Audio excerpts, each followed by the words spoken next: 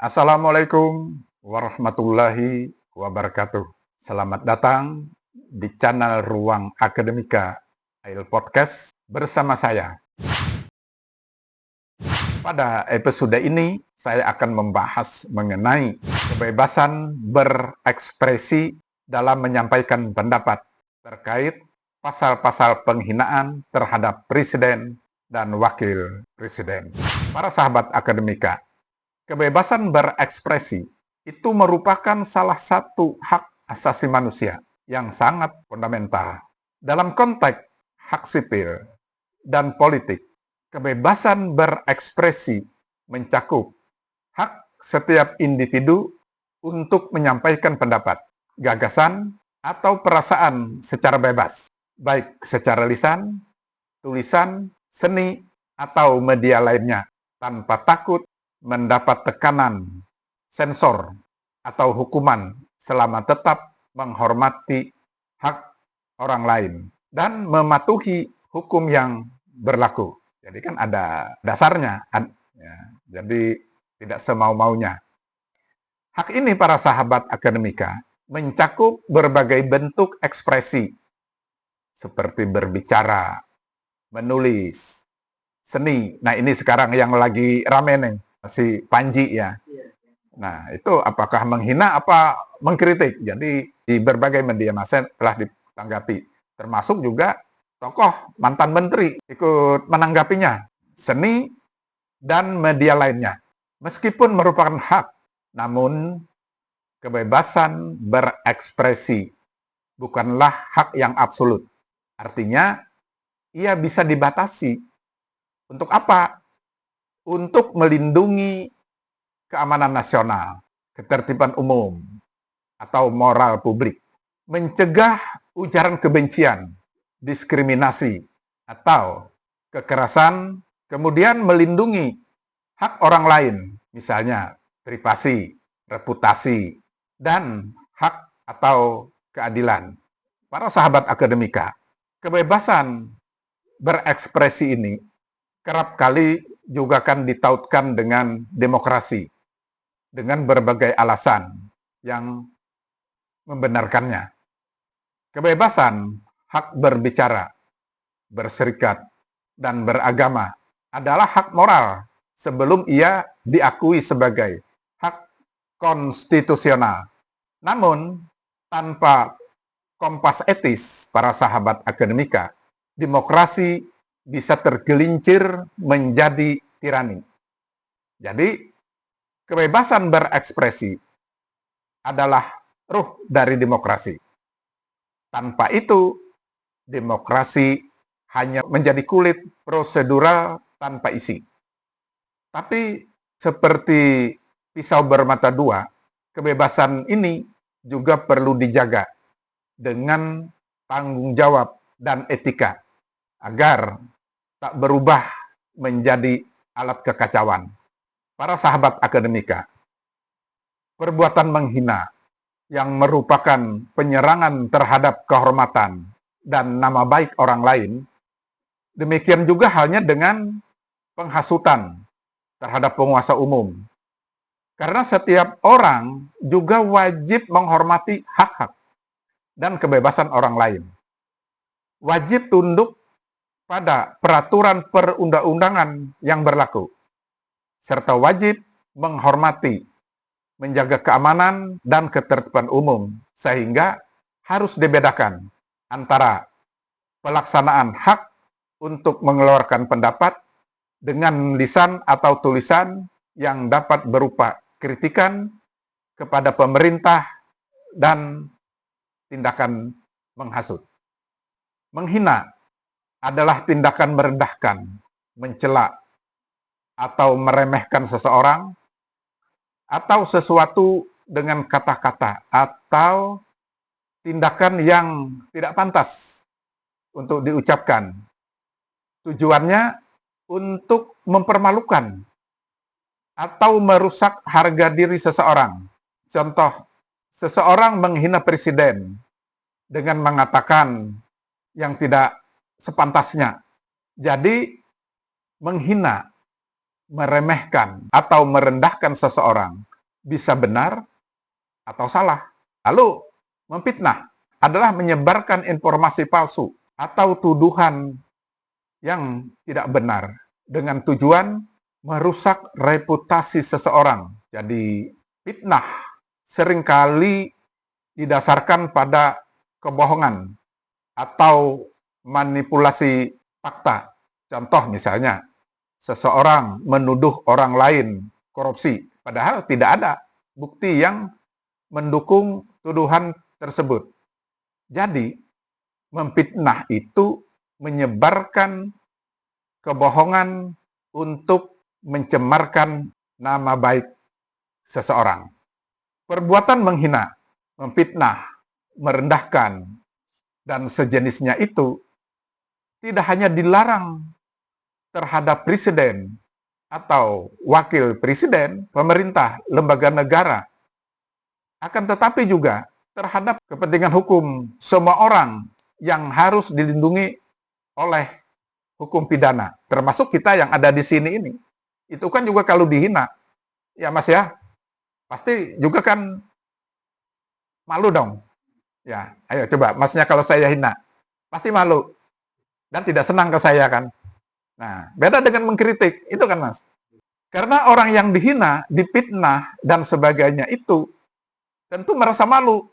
Ya, perbuatan-perbuatan yang demikian itu bukanlah budaya bangsa Indonesia dan bangsa-bangsa yang beradab lainnya di dunia. Ya, jadi kalau seenaknya ngomong, nah, itu sudah menunjukkan bahwa orang itu tidak atau kurang beradab. Dalam konteks kebebasan berekspresi para sahabat akademika, kritik kerap dimaknai sebagai kebebasan yang tidak boleh dibatasi.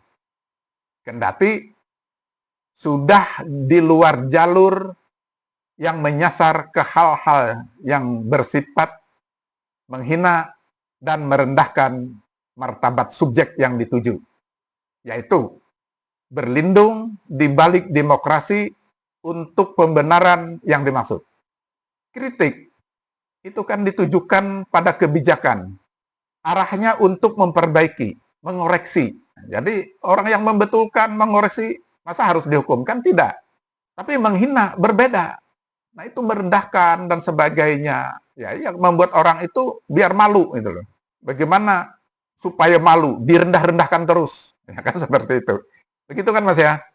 Dalam KUHP lama para sahabat akademika, penghinaan terhadap presiden dan wakil presiden itu diatur dalam pasal 134, pasal 136 bis, dan pasal 137. Namun dalam perkembangannya, ketentuan dalam pasal-pasal tersebut telah diajukan judicial review ke Mahkamah Konstitusi. Nah, para pemohon mengajukan permohonan karena pasal-pasal tentang penghinaan terhadap presiden dan wakil presiden tersebut tidak menyebutkan secara tegas, pasti, dan limitatif tentang perbuatan apa yang diklasifikasikan sebagai penghinaan. Nah, akibatnya tidak ada kepastian hukum serta mengakibatkan tindakan sewenang-wenang dari pihak penguasa dan aparat hukum. Nah, itu sebabnya ketentuan 3 pasal tersebut dalam KUHP lama diajukan judicial review ke Mahkamah Konstitusi. Atas permohonan tersebut, maka terbitlah putusan Mahkamah Konstitusi nomor 013/022 garis miring PUU strip 4 Romawi garis miring 2006.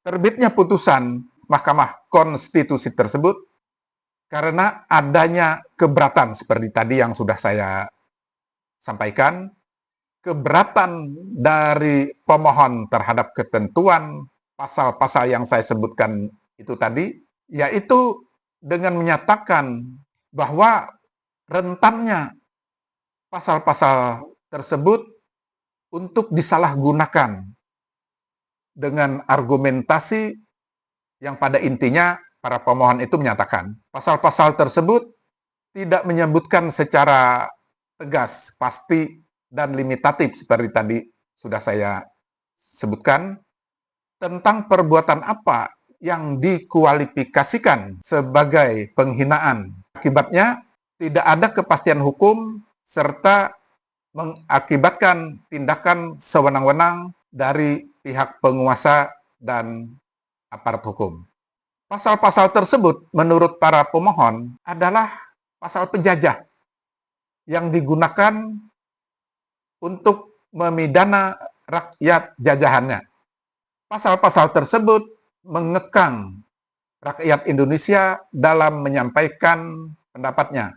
Presiden dan wakil presiden menurut para pemohon seharusnya berjiwa besar, berpandangan luas, bijak dalam pikiran dan sikap, sehingga selalu penuh pertimbangan dalam menyikapi sebagian masyarakat yang kritis dalam mengkritisi segala hal yang terjadi dalam pemerintahan. Terbitnya putusan Mahkamah Konstitusi tersebut karena tadi adanya keberatan pemohon atas pasal yang sudah saya sebutkan yang diatur dalam KUHP lama. Atas pengajuan dari para pemohon tersebut, Mahkamah Konstitusi mempertimbangkan bahwa pasal-pasal tersebut pada hakikatnya adalah pasal-pasal penjajah. Sama halnya tadi yang disampaikan oleh para pemohon, yang digunakan untuk memidana rakyat jajahan dengan cara yang sangat mudah, yaitu dengan tuduhan telah menghina penguasa. Jadi penguasa waktu itu penjajah, agar melalui ancaman penjara itu rakyat bisa dipertakuti atau ditakut-takuti mas gitu, sehingga nggak berani kan, ditundukkan dan diatur hidupnya untuk tidak melawan penjajah Belanda. Menurut MK atau Mahkamah Konstitusi, 3 pasal yang tadi saya sebutkan itu bisa menimbulkan ketidakpastian hukum karena amat rentan pada tafsir apakah suatu protes, pernyataan pendapat, atau pikiran merupakan kritik atau penghinaan terhadap presiden atau wakil presiden. Secara konstitusional, ketentuan tersebut menurut MK itu bertentangan dengan pasal 28D ayat 1 Undang-Undang Dasar 1945 dan pada suatu saat dapat menghambat upaya komunikasi dan perolehan informasi yang dijamin dalam pasal 28F Undang-Undang Dasar 1945. Pasal-pasal peninggalan atau pasal-pasal yang diatur dalam KUHP lama tersebut berpeluang pula menghambat hak atas kebebasan masyarakat, atas kebebasan menyampaikan pikiran dengan lisan, tulisan, dan ekspresi sikap tatkala ketiga pasal pidana dimaksud selalu digunakan aparat hukum terhadap momentum-momentum unjuk rasa di lapangan. Sehingga secara konstitusional bertentangan dengan pasal 28, pasal 28E, ayat 2, dan ayat 3 Undang-Undang 1945. Mahkamah Konstitusi atau MK akhirnya memutuskan untuk mengabulkan permohonan para pemohon untuk seluruhnya karena bertentangan dengan Undang-Undang Dasar 1945 dan tidak mempunyai kekuatan hukum mengikat. Mahkamah Konstitusi memerintahkan pemuatan putusan nomor 013/022-PUU/2006 ini dalam berita negara sebagaimana mestinya. Ketiga pasal tersebut dinyatakan tidak mempunyai kekuatan hukum yang mengikat berdasarkan putusan Mahkamah Konstitusi nomor 013/PUU/4/2006 karena bertentangan dengan konstitusi. Pertanyaannya, karena dalam KUHP 2023 ini masih mempertahankan ketentuan mengenai penghinaan tersebut. Nah, menjadi pertanyaan, apakah KUHP 2023 ini menghidupkan kembali pasal-pasal yang sudah dinyatakan tidak berlaku itu? Jawabannya para sahabat akademika, pembentuk undang-undang dalam merumuskan pasal 218 dan pasal 219 dalam KUHP 2023 tidak dapat dikatakan sebagai menghidupkan kembali ketentuan pasal 134, pasal 136 bis, dan pasal 137 KUHP lama. Akan tetapi yang dilakukan adalah pembaruan KUHP dengan paradigma baru yang berbasis pada nilai-nilai bangsa Indonesia. Karena itu, kosakata menghidupkan kembali dan pembaruan sangat jauh berbeda.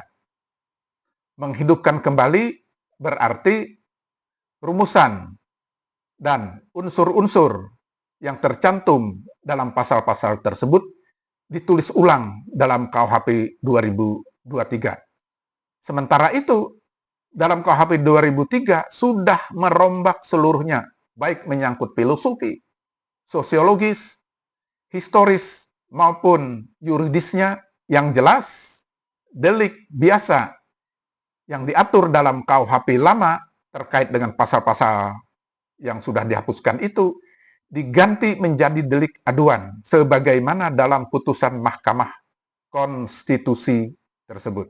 Berdasarkan alasan tersebut, pembentuk undang-undang tetap untuk mempertahankan rumusan tindak pidana penghinaan sebagaimana tercantum dalam bab 17 mengenai tindak pidana penghinaan. Dalam KUHP 2023, para sahabat akademika, tidak ada satu pasal pun yang melarang masyarakat untuk mengkritik presiden dan atau wakil presiden, pemerintah, lembaga negara. Sebagaimana tadi sudah saya sampaikan.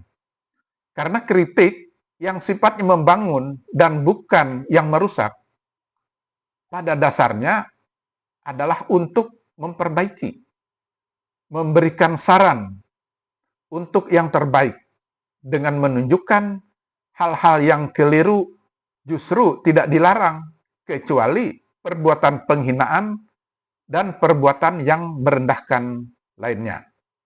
Kritik yang diatur dalam KUHP 2023 merupakan bentuk pengawasan, koreksi, dan saran terhadap hal-hal yang berkaitan dengan kepentingan masyarakat.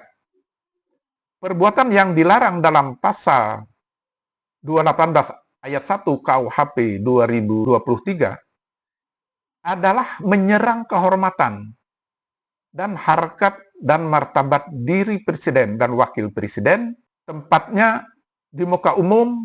Perbuatan tersebut dilakukan dengan maksud untuk merendahkan atau merusak nama baik atau harga diri, termasuk menista atau memfitnah. Jadi menista itu merupakan pencemaran nama baik sebagai bagian dari bentuk penghinaan. Pasal 218 dan pasal 219 KUHP 2023 membedakan dengan tegas antara menghina, merendahkan, dan mengkritik presiden dan wakil presiden. Sedangkan pasal-pasal 134, 136 bis, dan 137 KUHP lama tidak terdapat adanya pembedaan antara menghina, merendahkan, dan sejenisnya itu dengan mengkritik. Itu sebabnya KUHP 2023, para sahabat akademika, meletakkan delik aduan dalam ketentuan mengenai penghinaan terhadap presiden dan wakil presiden. Sehingga tergantung kepada presiden dan atau wakil presiden mau atau tidaknya menggunakan fasilitas yang diberikan oleh pasal 220 KUHP 2023. Sedangkan dalam KUHP lama bukan delik aduan seperti tadi yang saya sampaikan, akan tetapi delik biasa. Sehingga orang yang menghina itu sudah dapat dikenakan ketentuan pasal-pasal yang tadi saya sebutkan. Karena itu wajar para pemohon itu mengajukan permohonan kepada MK. Ya. Dengan demikian, meskipun perbuatan penyerangan kehormatan atau harkat dan martabat presiden dan atau wakil presiden telah dilakukan, tidak juga secara otomatis pelakunya itu dapat diproses secara pidana. Karena tadi masih bergantung pada kemauan presiden dan atau wakil presiden untuk meneruskannya kepada pihak berwajib. Jadi, para sahabat akademika, saya bacakan ketentuan pasal 220 KUHP 2023 ini, ayat 1. Tindak pidana sebagaimana dimaksud dalam pasal 218 dan pasal 219 hanya dapat dituntut berdasarkan aduan.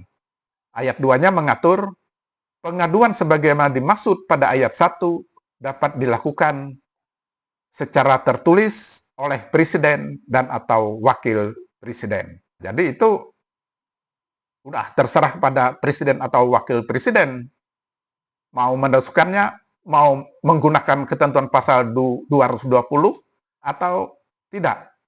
Nah, kan begitu Mas ya. Nah, sehingga ini saya rasakan jelas tuh Mas ya. Artinya KUHP 2023 ini itu sudah sangat berbeda dengan KUHP lama yang mengatur mengenai pasal-pasal yang terkait dari tadi penghinaan. Karena KUHP lama itu tidak membedakan. Sementara dalam KUHP 2023 ini membeda. Oh, ini ada yang menghina, mengkritik. Mengkritik tidak akan dihukum. Jadi jangan disamakan antara menghina dan mengkritik itu. Seolah-olah mengkritik sama dengan menghina. Silahkan mengkritik, ya kan. Tapi kalau mau konsekuensi juga, ya silahkan menghina. Ya, pilihan, ya kan. Saya kira, apalagi sebagai seorang yang terpelajar, Mas ya. Artinya dalam berucap itu ya harus tahulah, oh ini menghina, oh ini mengkritik. Ya, kalau banyak istilahnya literasi terkait dengan kebijakan pemerintah yang kurang bagus, dipersilahkan untuk mengkritik. Jadi, nah ini ketentuan dalam KUHP 2023. Terakhir, KUHP 2023 ini bukan menghidupkan kembali ketentuan pasal itu. Ya, pasal-pasal yang tadi udah dianulir oleh MK. Nah, tapi ini hal baru. Ada ruang yang namanya mengkritik itu. Jadi, kebebasan menyampaikan pendapat itu sepanjang itu sesuai dengan jalur, ya jangan takut. Ya, termasuk kita di sini kan Mas juga. Kan nggak takut toh Mas. Nah, tapi mengkritik kan. Oh, nah Masnya kan dari Fakultas Ekonomi ini. Nah, lalu, wah ini tidak sesuai nih dengan kebijakan ekonomi. Nah, boleh mengkritik. Kan seperti itu Mas ya. Baik para sahabat akademika, demikian yang dapat saya sampaikan. Terima kasih telah mengikuti video ini. Semoga kita semua selalu diberikan kesehatan dan keberkahan oleh Allah Subhanahu wa Ta'ala. Terima kasih. Wassalamualaikum warahmatullahi wabarakatuh.